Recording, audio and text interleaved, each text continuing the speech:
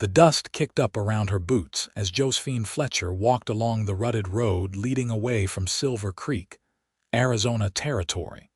Her cotton dress, already stained with sweat and dirt from 3 hours of walking in the August heat of 1882.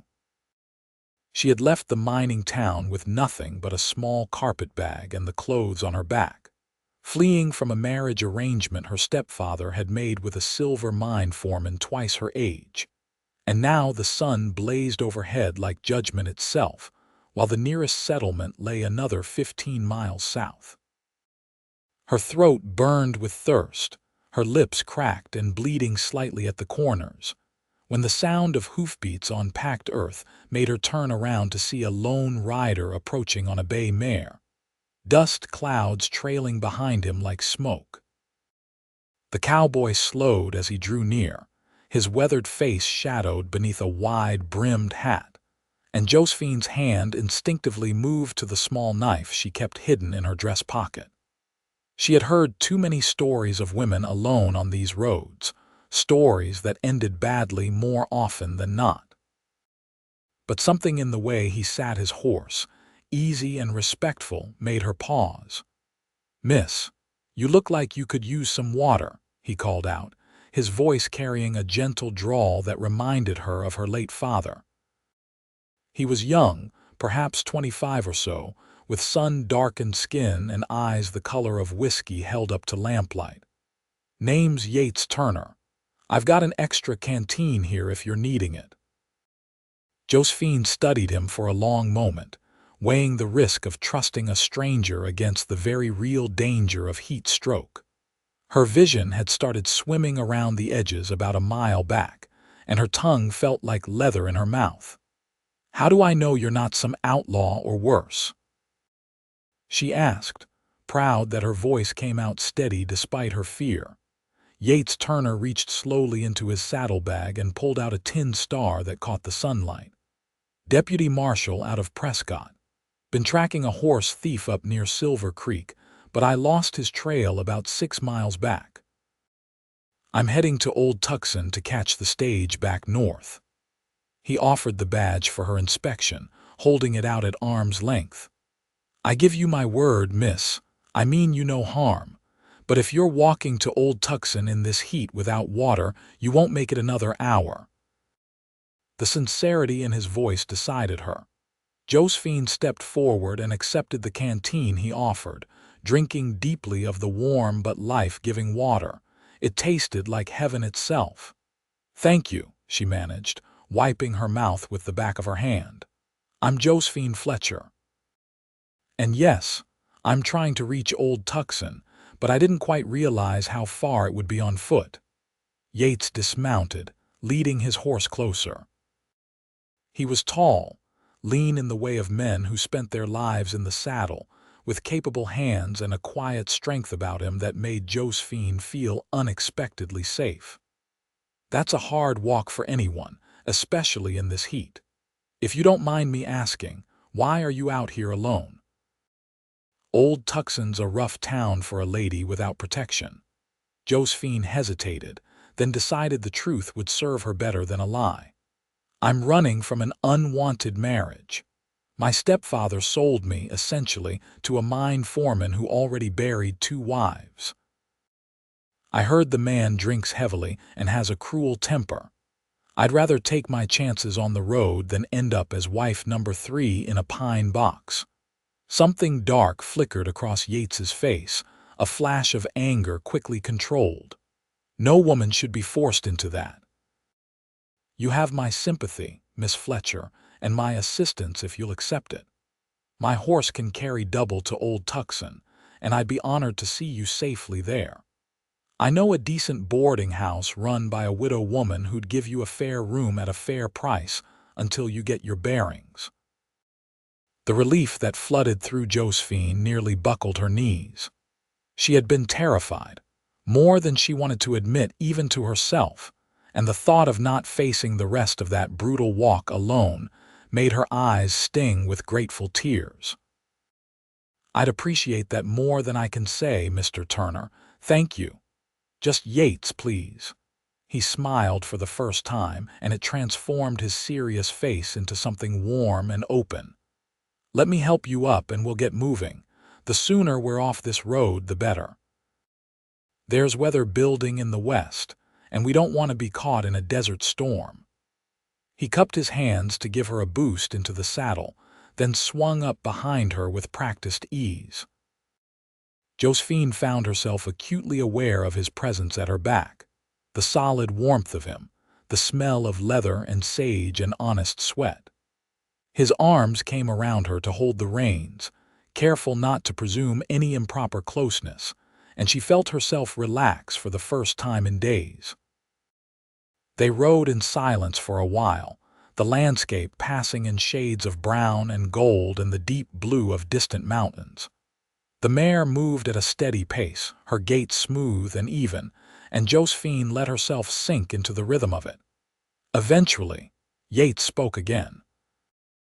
"If you don't mind my asking, what were you planning to do once you reached Old Tucson? Do you have family there or friends who could help you?" Josephine shook her head. "No one. I was hoping to find work, maybe as a seamstress or a cook. I can read and write and cipher, so I thought perhaps I could find something in a shop or a hotel. I know it's not much of a plan, but it seemed better than staying." "A woman who can read and write is a valuable thing out here," Yates said thoughtfully. "There's a school teacher in Old Tucson, Miss Emma Hardwick, who's been looking for an assistant. The town's growing fast with the railroad coming through, and there are more children than she can handle alone. The pay wouldn't be much, but it would be honest work and respectable." Hope flickered in Josephine's chest. "Do you think she'd consider me? I don't have any teaching experience, but I'm willing to learn. I think she'd be grateful for the help. I'll introduce you when we arrive if you like. Emma's good people, fair and kind. She'll give you a fair hearing." He paused, then added carefully, "Your stepfather, is he likely to come looking for you?" The mine foreman. The question made Josephine's stomach tighten with old fear. "I don't know. My stepfather might write it off as good riddance. We've never gotten along since he married my mother 5 years ago. But the foreman, Marcus Gaines, he paid a bride price. He might see it as theft and come after what he thinks he owns." She felt Yates stiffen behind her, his voice going hard. "You're not property, Miss Fletcher. No amount of money changes that. If this Gaines comes around, he'll have to answer to the law, and to me personally." The fierce protectiveness in his tone surprised and warmed her in equal measure. They had known each other less than an hour, yet here was this quiet, steady man willing to stand between her and danger. "You don't have to make that your problem, Yates. You've already done more than enough by helping me today." "Maybe so, but I'm making it my problem anyway." His voice softened. "My own mother was forced into a bad marriage when she was young. She died before I was old enough to protect her. I swore then I'd never stand by and let another woman suffer that way if I could prevent it." Josephine turned her head slightly, catching a glimpse of his profile. The pain in his voice was old but still sharp, a wound that had never fully healed. "I'm sorry about your mother. That must have been very hard." "It was.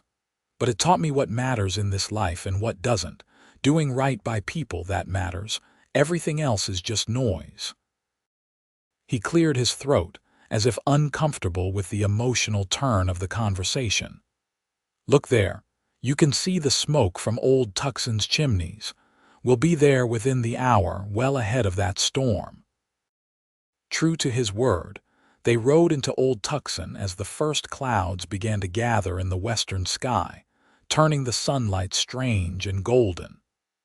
The town was larger than Josephine had expected, a sprawling collection of adobe buildings and wooden storefronts lining a wide main street.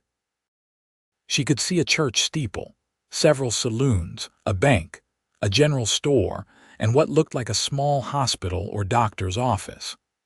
People moved along the wooden sidewalks, going about their business with the purposeful energy of a community on the rise.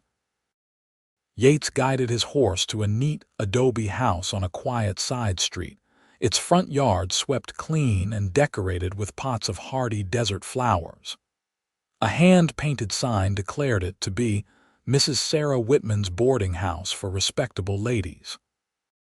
He dismounted first, then helped Josephine down with those same careful, respectful hands. "Wait here a moment," he said, tying his horse to the rail. "Let me speak to Sarah first and explain the situation." He knocked on the door, and a plump woman in her 50s answered, her face breaking into a smile when she saw him. "Yates Turner, as I live and breathe. What brings you to my doorstep? Don't tell me you've finally decided to settle down and need advice on courting." "Not quite, Sarah, though the day may come." Yates's voice held affectionate amusement. "I've brought a young lady who needs a safe place to stay and a fresh start. She's had some trouble up in Silver Creek and is looking for honest work. I was hoping you might have a room available and could help her get settled." Mrs. Whitman's expression turned serious and kind. Of course. Bring her in, Yates. Any friend of yours is welcome in my home." Yates gestured for Josephine to join them, and she picked up her carpet bag and climbed the porch steps, trying not to show how nervous she felt. Mrs. Whitman looked her over with sharp but sympathetic eyes. "My name is Josephine Fletcher, madam. I'm grateful for your hospitality." "Call me Sarah, dear. Come in out of the heat, both of you. Yates, you go put that horse of yours in my stable and give her some water and feed. Josephine and I will get acquainted over some cool lemonade." The interior of the boarding house was simple but spotlessly clean, with whitewashed walls and comfortable furniture that showed signs of careful maintenance. Sarah led Josephine to a small parlor and disappeared into the kitchen, returning with 2 glasses of lemonade and a plate of sugar cookies. Josephine sipped the tart, sweet drink and felt some of the tension drain from her shoulders. "Now then," Sarah said, settling into a chair across from her. "Yates didn't give me details, and you don't have to share more than you're comfortable with. But I run a respectable house, and I need to know you're not bringing danger to my other boarders. There are 3 other young women living here, all working in town, and their safety is my responsibility." Josephine appreciated the directness. "I'm running from a forced marriage arrangement. My stepfather accepted money from a mine foreman in Silver Creek who wanted a wife.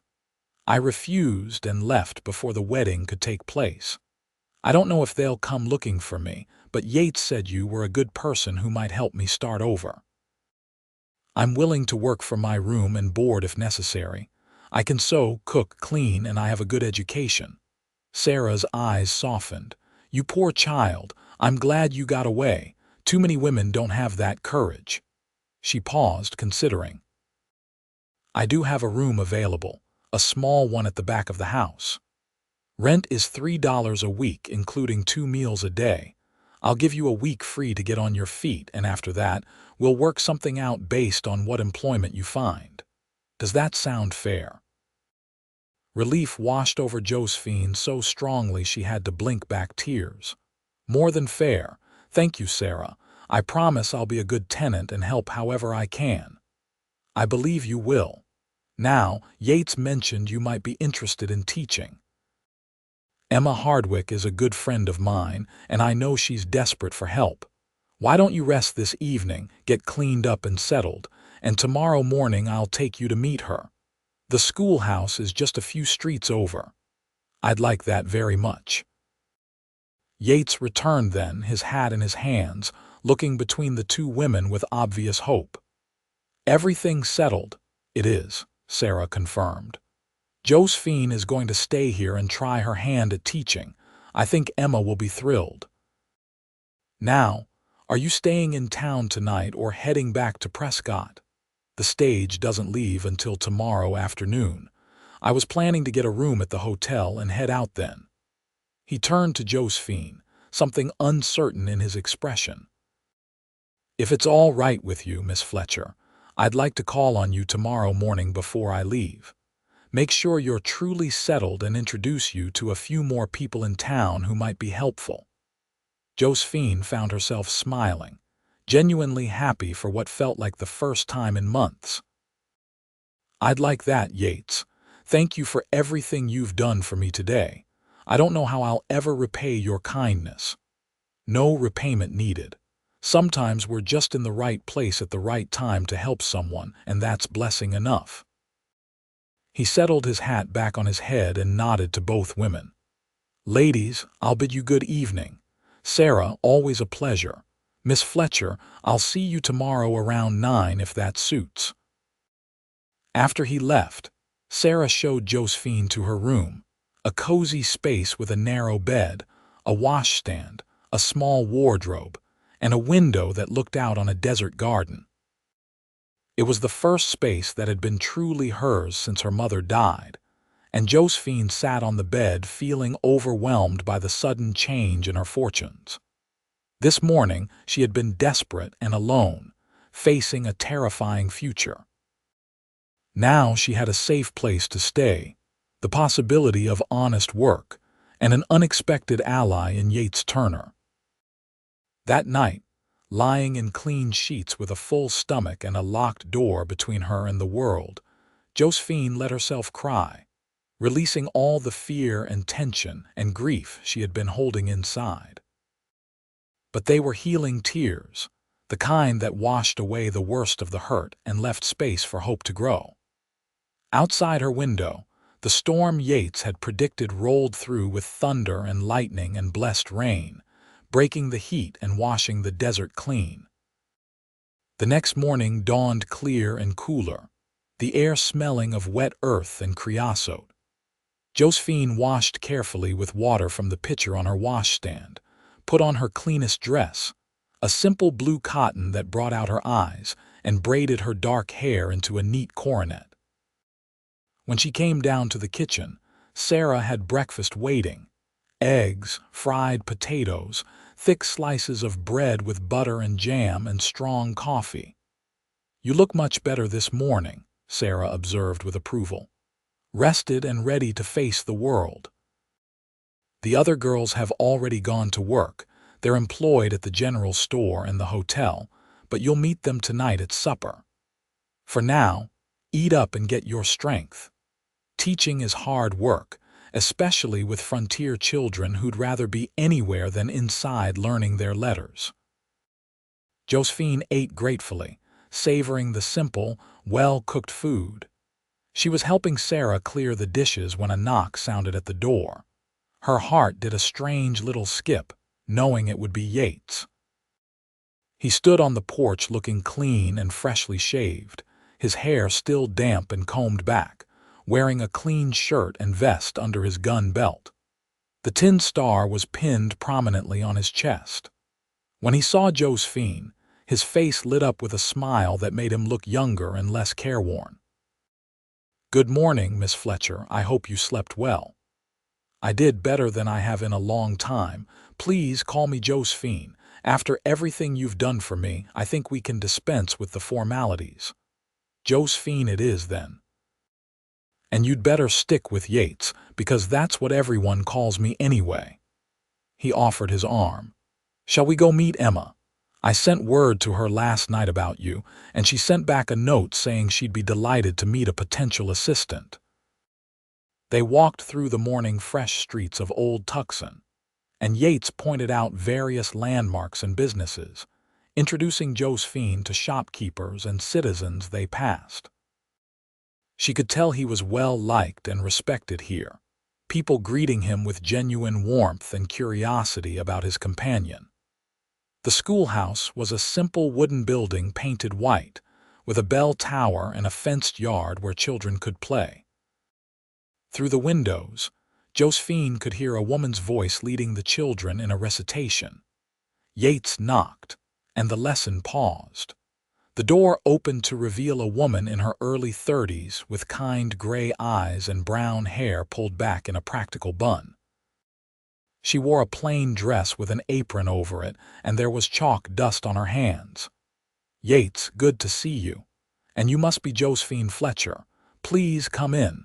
Children, continue copying your letters while I speak with our visitors. The schoolhouse interior was warm and a bit crowded, with about 20 children of varying ages seated at rough wooden desks. They eyed the newcomers with interest, their slates and chalk temporarily forgotten. Emma led Yates and Josephine to the back of the room where they could speak quietly.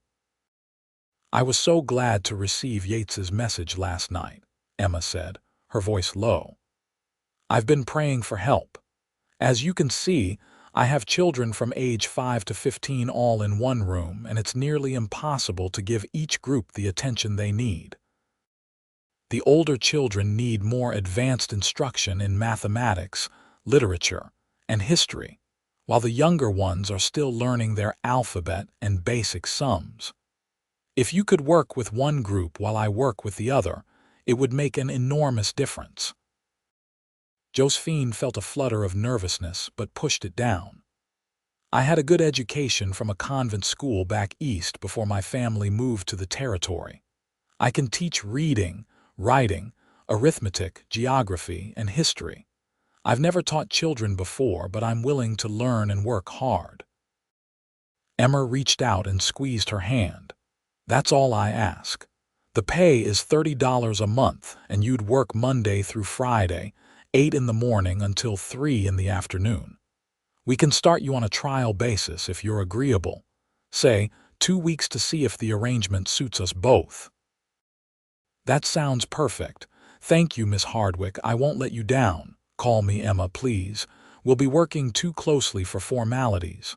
She smiled at Yates. "Thank you for bringing her to me, Yates. This is an answer to prayer. Glad I could help. Josephine needed a fresh start, and you needed assistance. Sometimes things just work out the way they're meant to." He glanced at the watch he pulled from his vest pocket. "I hate to rush off, but my stage leaves in an hour, and I still need to collect my things from the hotel." Josephine felt an unexpected pang of disappointment. She had known he was leaving today, but somehow she had hoped for more time with him. "Thank you again for everything, Yates. I don't know what would have happened to me if you hadn't come along yesterday. You'd have made it somehow." "You're stronger than you know, Josephine." He hesitated, then added, "I'm back in Old Tucson fairly regularly. The marshal's office coordinates with the sheriff here on various matters, and I have friends in town. Would it be all right if I called on you next time I'm through? I'd like to know how you're settling in." Warmth spread through her chest. "I'd like that very much." They walked out together, leaving Emma to return to her students. Outside, in the clear morning air, Yates seemed reluctant to say goodbye.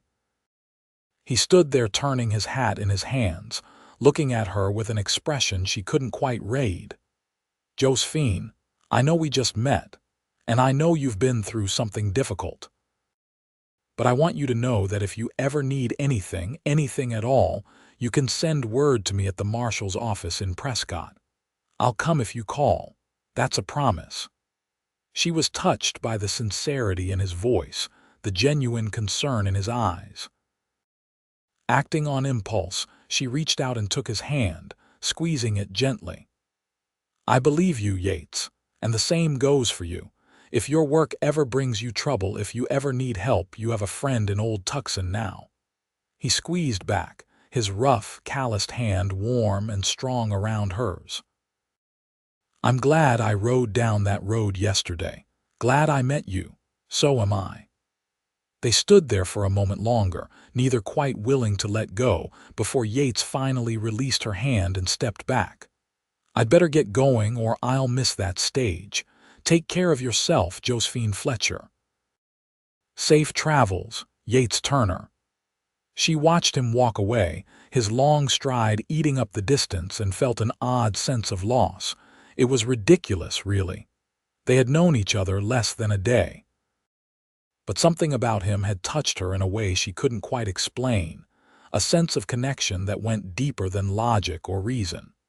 Shaking her head at her own foolishness, she turned and went back into the schoolhouse to begin her new life. The next 2 weeks passed in a blur of activity. Teaching was harder than Josephine had expected, requiring patience, creativity, and endless energy. The children tested her at first, seeing how far they could push the new teacher, but she met their challenges with firm kindness and a sense of humor that eventually won them over. Emma was a patient mentor, sharing techniques and strategies, and the two women quickly developed a comfortable working relationship that began to edge toward real friendship. In the evenings, Josephine returned to the boarding house where she got to know the other residents. There was Margaret, a quiet girl who worked at the general store, Clara, who sang in the saloon but was saving money to go back east to her family, and Ruth, who worked as a seamstress and had dreams of opening her own dress shop someday. They were all young women trying to make their way in a hard world, and they formed a kind of surrogate family, looking out for each other and sharing their lives over Sarah's generous dinners. Josephine found herself thinking about Yates more often than she wanted to admit. She wondered where he was, what he was doing, whether he thought of her at all. She told herself she was being silly, that he was just a kind man who had helped a stranger and probably thought nothing more of it. But at night, lying in her narrow bed, she remembered the feel of his arms around her as they rode, the protectiveness in his voice, the warmth of his smile. 3 weeks after arriving in Old Tucson, on a Saturday when she had the day free, Josephine was at the general store buying thread and needles to mend her dresses when she heard a familiar voice behind her. "Afternoon, Pete. Business treating you well?" She spun around so fast she nearly dropped her purchases. Yates stood at the counter, talking to the store owner, looking travel-worn but healthy. His eyes scanned the store and landed on her, and his face broke into a grin that made her heart race. "Josephine, I was hoping to run into you. How are you settling in?" She couldn't help the smile that spread across her face. "Yates, I'm doing well, very well actually. The teaching is wonderful and I'm starting to feel at home here. What brings you back to Old Tucson?" "I'm working with the sheriff on a case involving some stolen cattle. We think the rustlers might be operating out of a canyon system about 20 miles north of here." He paid for his supplies, tobacco and ammunition, and then gestured toward the door. "Do you have time for a walk? I'd love to hear more about how things are going with the school." They spent the afternoon together, walking through the town and out along the edges where the desert began, talking easily about everything and nothing. Yates told her about his work, the challenges of tracking criminals across vast territories, the satisfaction of bringing lawbreakers to justice. Josephine shared stories about her students, the funny things they said, the small triumphs when a struggling child finally mastered a difficult concept. "You sound happy," Yates observed as they sat on a large rock watching the sun begin its descent toward the horizon. "Like you've found your place." "I think I have. For the first time since my mother died, I feel like I have a purpose, like I'm building something that matters." She paused, then added softly, "Thank you for making that possible. You made it possible yourself. I just gave you a ride to town." He was quiet for a moment, then said, "Josephine, I need to be honest with you about something. I've been thinking about you ever since I left. I told myself it was just concern, making sure you were all right, but that's not the whole truth. I'd like to call on you properly if you're willing." "Court you, I mean." Her breath caught. She had hoped, had secretly dreamed, but hadn't dared believe he might feel the same pull she did. "I'd like that, Yates. I've been thinking about you too, more than I probably should have." His smile was like sunrise. "Then we're agreed. I'll be in town for the next few days while we investigate this rustling situation. May I take you to dinner tomorrow evening? There's a decent restaurant that opened last month, run by a woman from New Orleans. They say her cooking is something special." "I'd love that." They courted through that autumn and into winter. A careful, respectful courtship that followed all the proper forms. When Yates was in town, which became more and more frequent as he seemed to find more reasons to coordinate with the Old Tucson sheriff, he would call on Josephine at the boarding house, sitting in Sarah's parlor under her watchful but approving eye. They went to church socials and town dances, had dinners at the restaurant or picnics in the desert when the weather allowed. He met her students and charmed them with stories of his work, though carefully edited for young ears. She learned about his life, his childhood on a struggling ranch, his decision to become a lawman after his mother's death, his dreams of someday having a place of his own where he could raise horses and maybe a family. In January, on a cold, clear night when stars blazed overhead like diamonds scattered on velvet, Yates walked Josephine home from a church social and stopped on Sarah's porch instead of immediately saying good night. "Josephine, I need to ask you something, and I want you to think carefully before you answer." His voice was serious, his hands holding hers.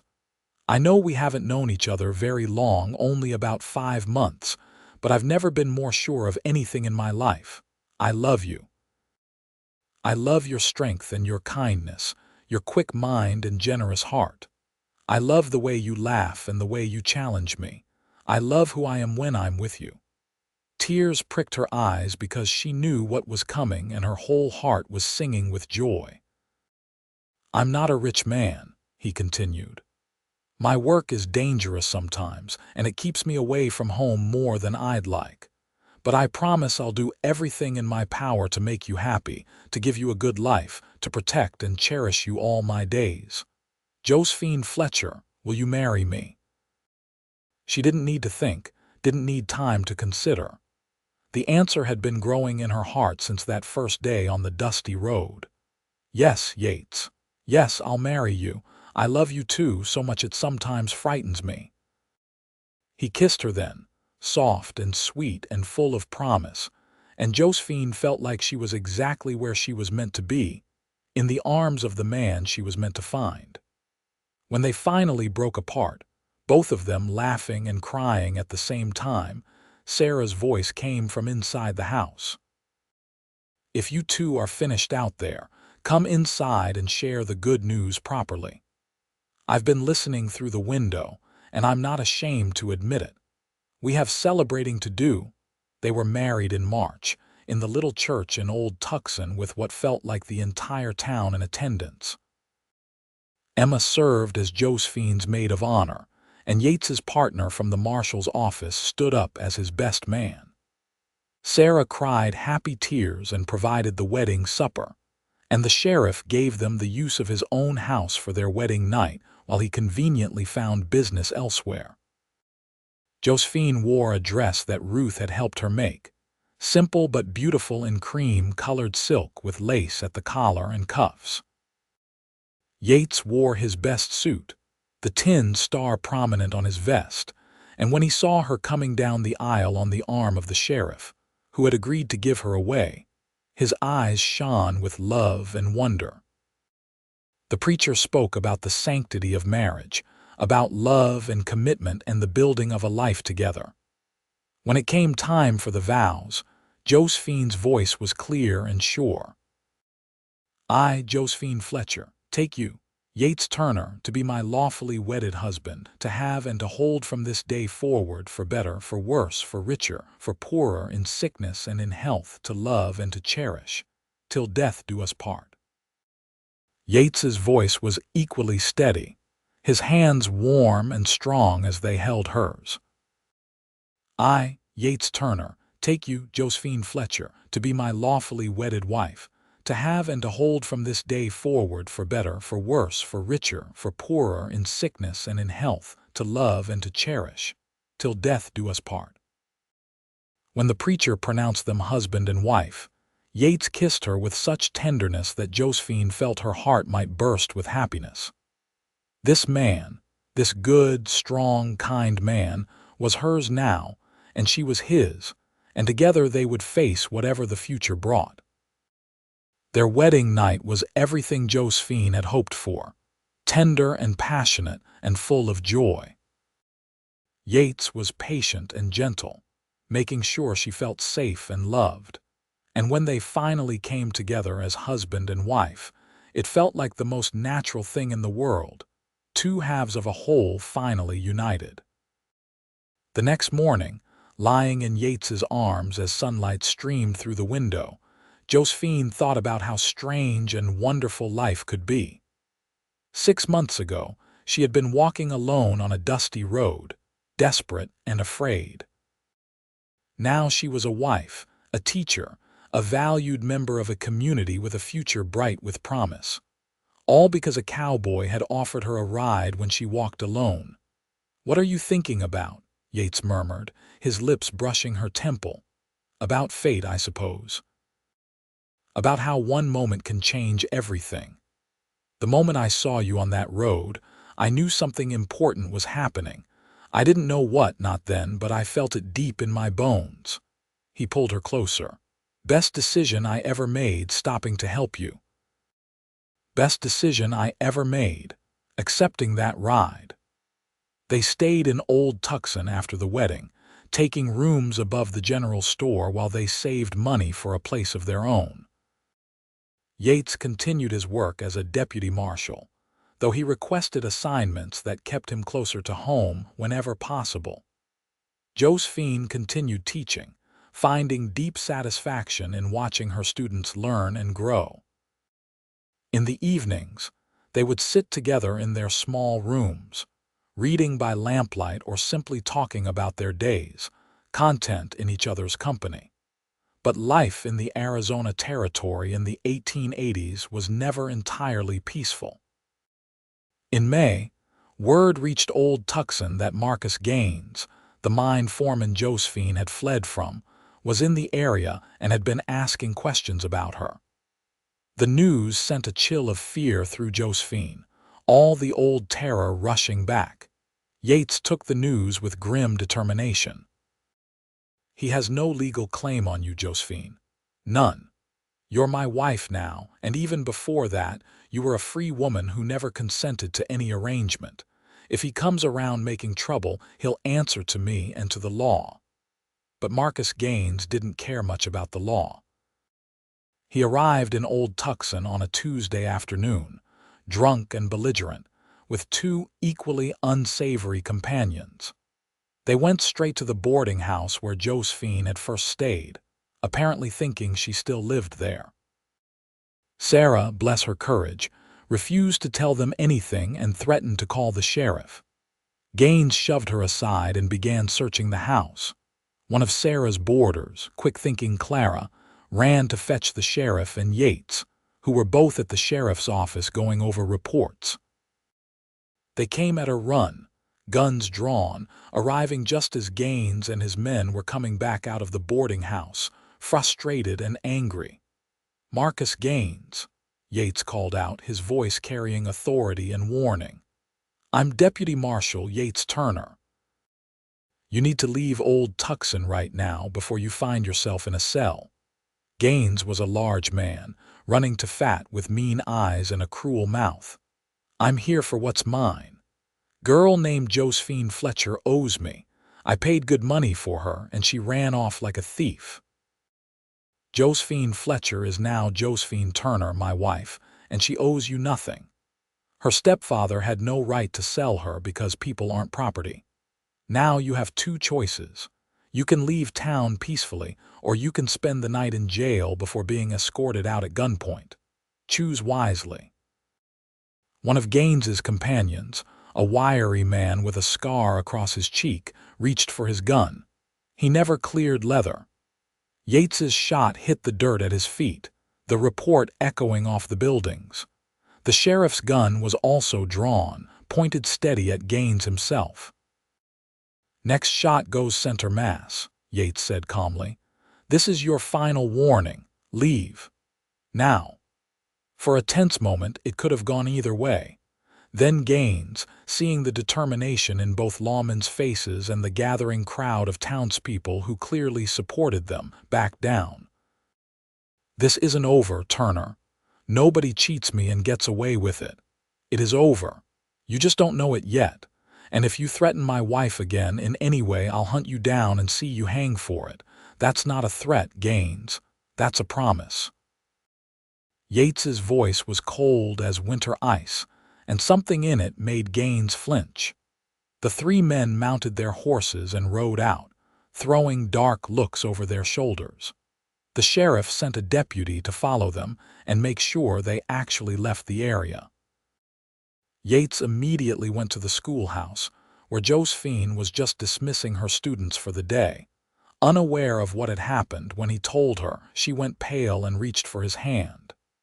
"He came here. He actually came looking for me. He did, but he's gone now and he won't be back. I made sure he understood the consequences if he tries anything else."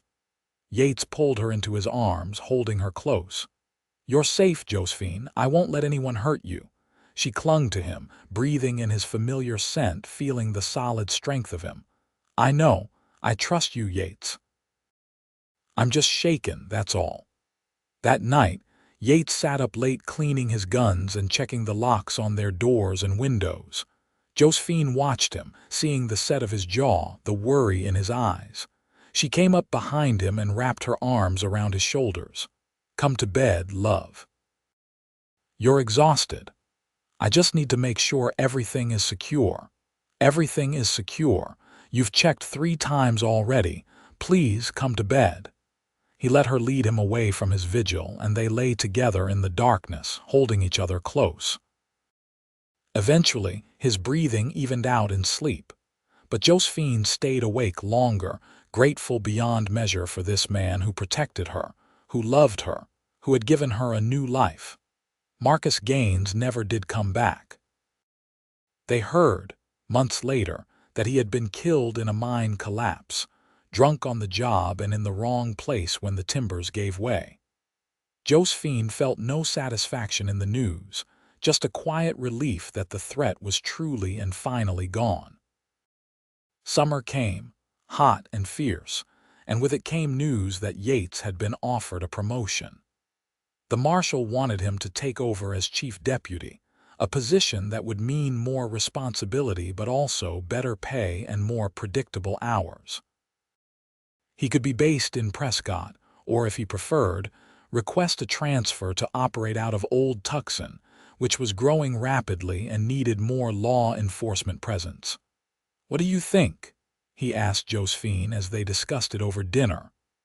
"I'm inclined toward Old Tucson. Your work is here, your friends, and I like this town like the people, but it's your decision too." "I think Old Tucson sounds perfect," Josephine said, smiling. "It's home now for both of us. And actually, I have some news of my own. I wanted to wait until I was sure before I told you." Something in her voice made him look up sharply. "What is it? Are you all right?" "I'm more than all right. I'm pregnant, Yates. We're going to have a baby." For a moment he just stared at her, and she worried he wasn't happy. Then he let out a whoop of joy that must have been heard 3 houses down, swept her up in his arms and spun her around, laughing.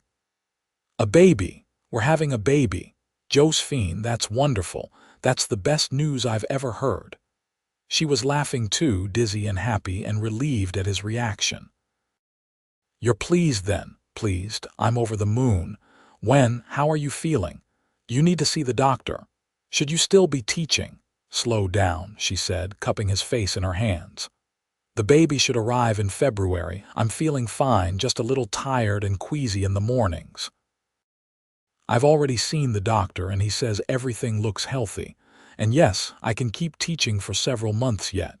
Emma and I have already discussed it." Yates kissed her, soft and loving. "I can't believe it. We're going to be parents. I'm going to be a father." He placed his hand gently on her still flat stomach. "Hello in there, little one. Your daddy loves you already." They told their friends that evening, gathering everyone at Sarah's boarding house for an impromptu celebration. There was cake and lemonade, tears and laughter, and a general feeling of joy that made Josephine's heart swell. She looked around at these people who had become her family, at her husband who glowed with pride and happiness, and felt blessed beyond measure. The months that followed were busy ones. Yates accepted the promotion and the transfer, establishing an expanded marshal's office in Old Tucson. He hired a deputy, a young man named Jack Cole who was eager to learn and prove himself. They worked on bringing more law and order to the growing town, breaking up criminal operations, and making the area safer for families. Josephine continued teaching until December, when her growing belly made it difficult to move around the classroom comfortably. Emma threw her a beautiful farewell party with the students and their parents, and there were gifts and good wishes that brought happy tears to Josephine's eyes. She promised to return to teaching once the baby was old enough, and Emma held her to that promise. The winter was mild that year, for which everyone was grateful. In late January, Josephine began to feel the first stirrings that the baby was getting ready to come. Yates became increasingly anxious, hovering over her constantly, driving her to distraction with his worry. "Yates, women have been having babies since the beginning of time," she told him with fond exasperation. "I'm going to be fine. I know, I just can't help worrying. You're the most important thing in my life, Josephine, you and the baby both. And we'll both come through this just fine. You'll see." On a cold February night with stars blazing overhead and a crescent moon hanging low on the horizon, Josephine's labor began in earnest. Sarah, who had assisted at many births, came to help, along with the doctor. Yates paced outside their rooms, occasionally allowed in to hold Josephine's hand during contractions, looking pale and terrified. "I'm sorry," he kept saying. "I'm so sorry you have to go through this." "Don't be sorry," she managed between pains. "This baby is worth everything. Now stop looking like you're going to faint and help me breathe through this next one." It was a long night, but not an unusually difficult labor. As dawn was breaking, painting the sky in shades of pink and gold, their son came into the world with a lusty cry that proclaimed his arrival to anyone within earshot. The doctor placed the baby in Josephine's arms, and she looked down at the tiny, red, wrinkled face with a sense of overwhelming love. "A boy," she whispered. "We have a son, Yates." Yates, tears streaming unashamedly down his face, touched the baby's tiny hand with one finger. The infant's fist closed around it instinctively, and Yates made a sound that was half laugh, half sob. "He's perfect. Absolutely perfect. Thank you, Josephine. Thank you for him, for everything." They named him James after Josephine's father, with Yates's father's name, Daniel, as a middle name. James Daniel Turner was a healthy, happy baby who quickly became the center of their world. Yates was a devoted father, coming home whenever possible to help with the baby, walking the floor with James when he fussed, changing diapers without complaint, and staring at his son with wonder and love. Life settled into a new rhythm. Josephine stayed home with James for the first year, treasuring every moment of watching him grow and change. Yates's work continued to go well, and he was building a reputation as a fair but firm lawman who could be counted on to do what was right. Old Tucson continued to grow and prosper, the railroad bringing more people and more opportunities. When James was a year old and toddling around getting into everything, Josephine began teaching again part-time, bringing James with her. The students adored having a baby in the schoolroom, and James seemed to thrive on the attention. Emma joked that he would probably be reading by the time he was 2, with all the exposure to lessons he was getting. 2 years later, Josephine gave birth to their second child, a daughter they named Mary Rose, and their family felt complete.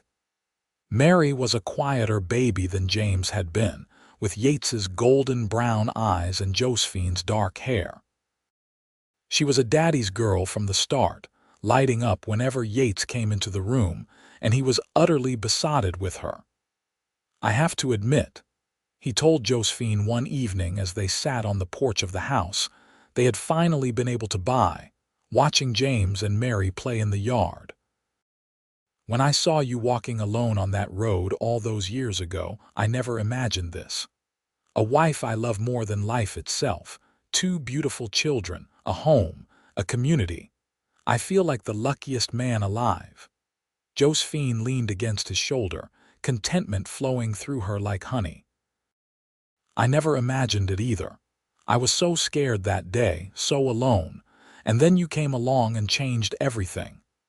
"We changed everything together," Yates corrected gently. "You were brave enough to accept help to start over, to take a chance on loving someone new. That took courage. So did stopping to help a stranger. You could have ridden right past me, and no one would have blamed you.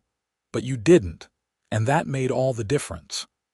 They sat in comfortable silence for a while, watching the sunset paint the desert in shades of gold and crimson.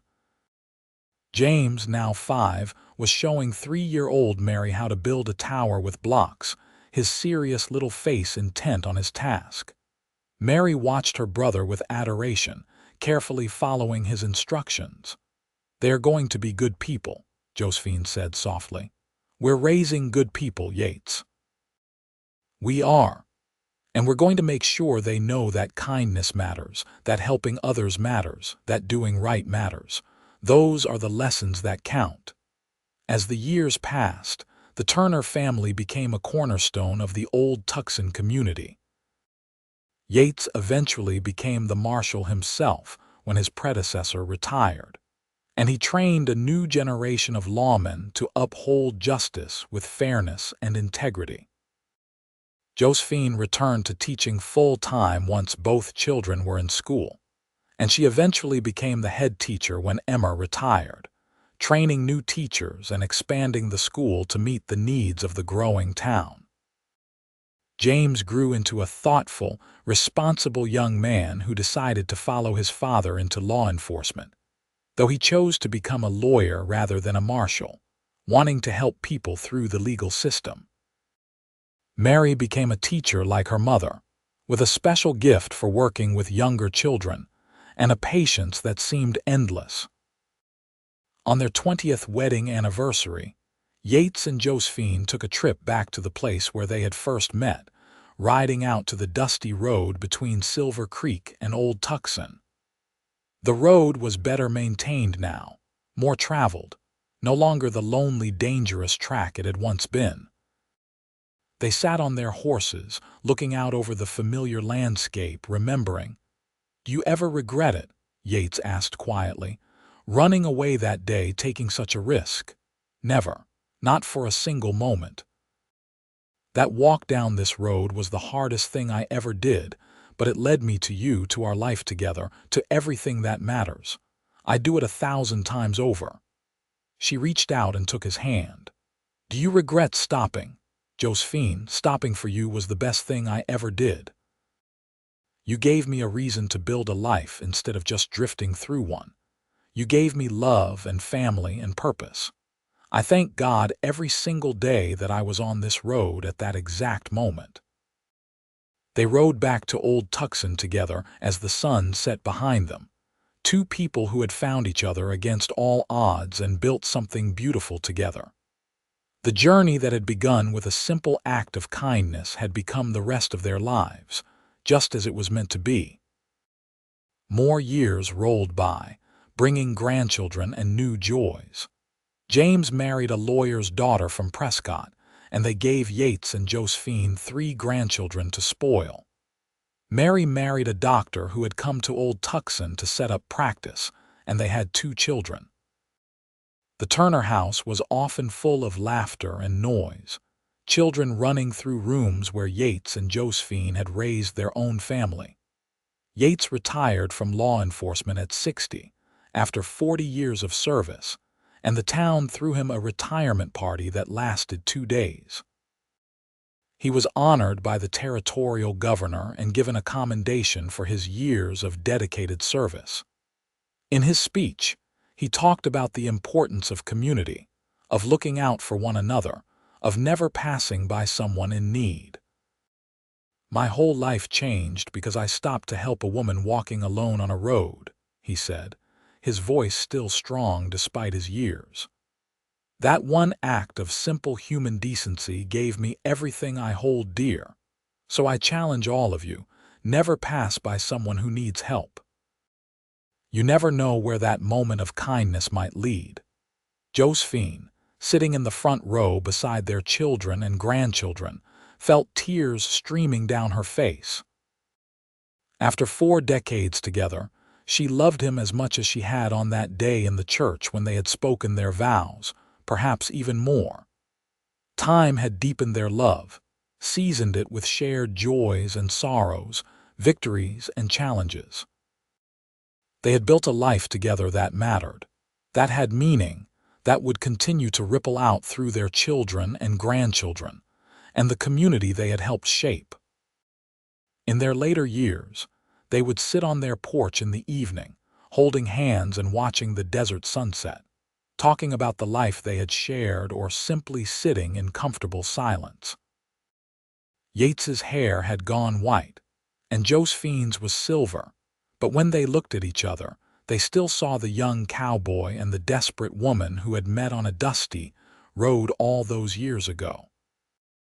Their children worried about them sometimes, suggested they might want to move in with one of them, but Yates and Josephine refused. This was their home, the place where they had built their life together, and they wanted to stay here for whatever time they had left. "Besides," Josephine told Mary when she brought up the subject again, "we're not that old yet. We can still take care of ourselves and each other." "I know, Mama, I just worry." "Don't worry.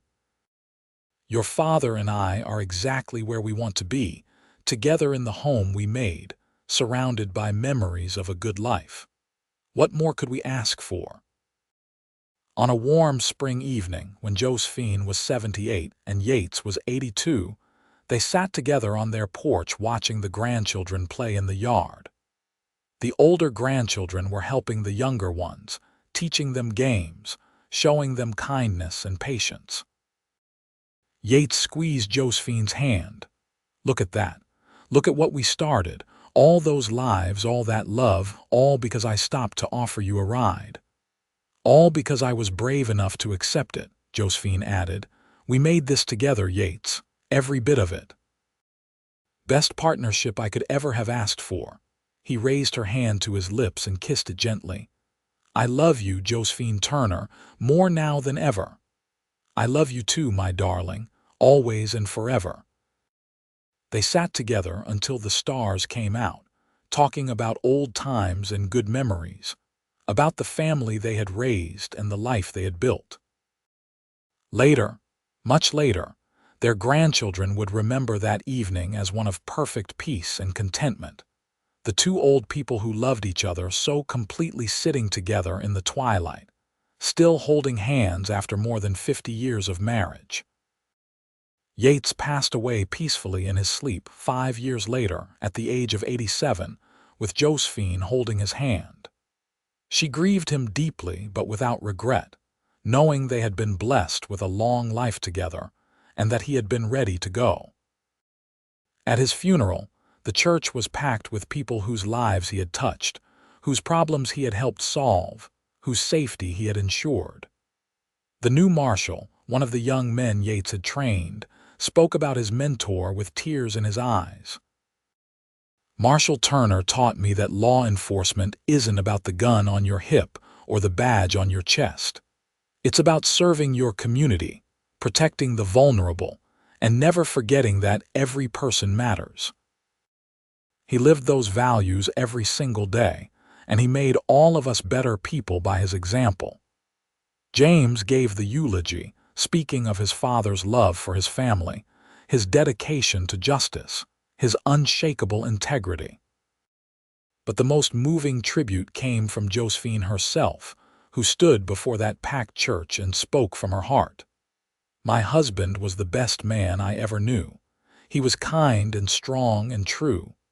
He saved my life the day he stopped to offer me a ride, but he did more than that. He gave me a life worth living. He loved me completely, raised our children with wisdom and patience, and built a legacy of service and compassion that will outlive us all. I will miss him every day for whatever time I have left, but I am so grateful, so deeply grateful that I got to spend more than 50 years as his wife and partner. If you want to honor Yates Turner, live as he lived, help those in need, stand up for what's right, love your families fiercely, and treat everyone with dignity and respect. That's the legacy he would want. Josephine lived another 3 years, spending her time with her children and grandchildren, still teaching part-time at the school despite her advanced age because she loved it, and the students loved her. She talked often about Yates, keeping his memory alive, telling stories of their life together to anyone who would listen on a cool autumn evening, just as the sun was setting over the desert. Josephine passed away in her sleep, in the bed she had shared with Yates for so many years. Mary found her the next morning, peaceful and smiling, as if she had seen something wonderful in those final moments. They buried her next to Yates in the Old Tucson cemetery, under a spreading mesquite tree. The headstones were simple but eloquent. Yates Turner, 1857–1944. Beloved husband, father, grandfather, a man of integrity who served his community with honor. He stopped to help. Josephine Fletcher Turner, 1860–1947. Beloved wife, mother, grandmother, teacher, a woman of courage who touched countless lives. She accepted the journey. The people of Old Tucson, which had grown from a rough frontier town into a thriving small city, never forgot the Turners. Their story became part of the town's history, told and retold, a reminder that one act of kindness, one moment of human decency, could change not just one life but generations to come. James carried on his father's legacy through his work as a lawyer, fighting for justice in the courtroom instead of on the streets. He had his father's integrity and his mother's intelligence, and he made them both proud. Mary continued her mother's work as a teacher, eventually becoming superintendent of the Old Tucson School District, expanding educational opportunities for all the children of the region regardless of their background. The grandchildren and great-grandchildren spread out across the territory and beyond, but they all carried the lessons their grandparents had taught, often without words, through the example of their lives. Help those in need. Treat everyone with dignity. Love fiercely and completely. Build something that matters. On the 100th anniversary of Yates and Josephine's meeting, the town of Old Tucson held a celebration honoring their memory. There was a plaque installed on the main street, commemorating the contributions they had made to the community. James and Mary, both in their 80s now, attended with their children and grandchildren. 3 generations descended from that moment on a dusty road when a cowboy offered a ride to a woman walking alone. James stood before the crowd gathered for the ceremony and told the story one more time, the story that had shaped all their lives. He told it the way his parents had told it, with honesty and emotion and gratitude. My father was riding to Old Tucson on an August day in 1882 when he saw a woman walking alone in the terrible heat. He could have ridden past her. He had his own business to attend to, his own destination to reach. But he stopped and offered help, and that choice, that one simple choice to show kindness to a stranger, changed everything. It gave my mother a new life and gave my father the family he had always dreamed of. It gave my sister and me the blessing of growing up with 2 parents who loved each other and loved us. And it gave all of us, everyone here today, an example of what it means to live with compassion and integrity. He paused, looking out at the crowd, seeing familiar faces and some he didn't know, all of them connected to this community that his parents had helped build. The journey they took together, starting from that dusty road and continuing for more than 50 years, wasn't always easy. There were hard times and challenges, but they faced everything together, supporting each other, loving each other, building a life that mattered. That's the real story here. Not just that my father stopped and my mother accepted, but that they chose every single day for the rest of their lives to keep choosing each other, to keep building together, to keep loving. That's the legacy they left us, and it's one I hope we can all carry forward. After the ceremony, Mary walked with her brother to the cemetery where their parents were buried. They stood together in front of the headstones, two elderly people remembering two other elderly people who had given them life and love and purpose. "You think they knew?" Mary asked softly. "Do you think they knew how much they meant, how many lives they touched?" "I think they did," James replied. "Not in any prideful way, but I think they understood that their love had created something bigger than themselves. They were happy, Mary. Through all the years, through everything that happened, they were genuinely happy together. That's rare and precious." "It is. I hope I loved half as well as they did." "You did. We both did because they taught us how." James put his arm around his sister's shoulders. "Come on, let's go. The family is gathering for dinner at the old house. It's what they would have wanted, all of us together." As they walked away from the cemetery, the setting sun cast long shadows across the desert landscape, the same landscape that Yates and Josephine had loved, where they had built their life together.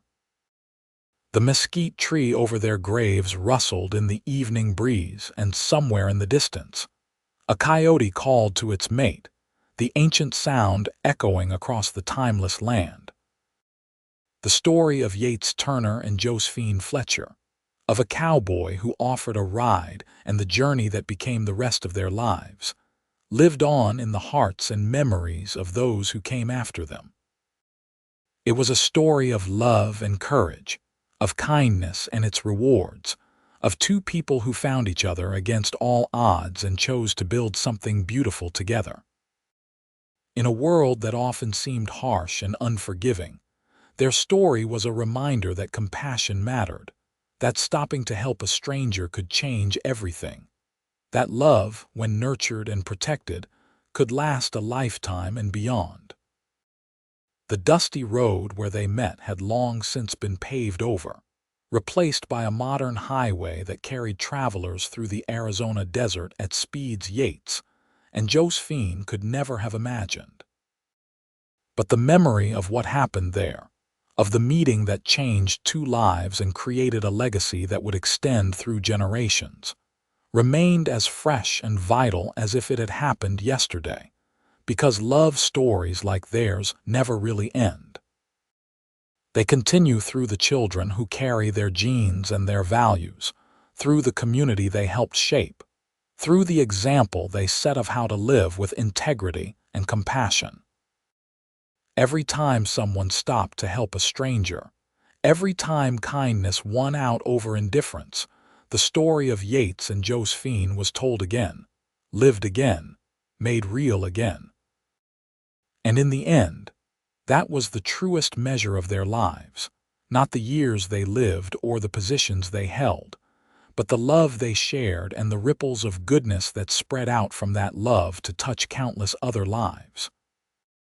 The cowboy who offered a ride and the woman who accepted it had created something that would never die, a testament to the power of love and the difference one act of kindness can make. Their story was complete, their lives fully lived, their love eternal. And somewhere, in whatever place faithful souls go when this life is done, Yates and Josephine Turner were together still, holding hands and watching over the family they had created, the community they had served, and the legacy of love they had left behind.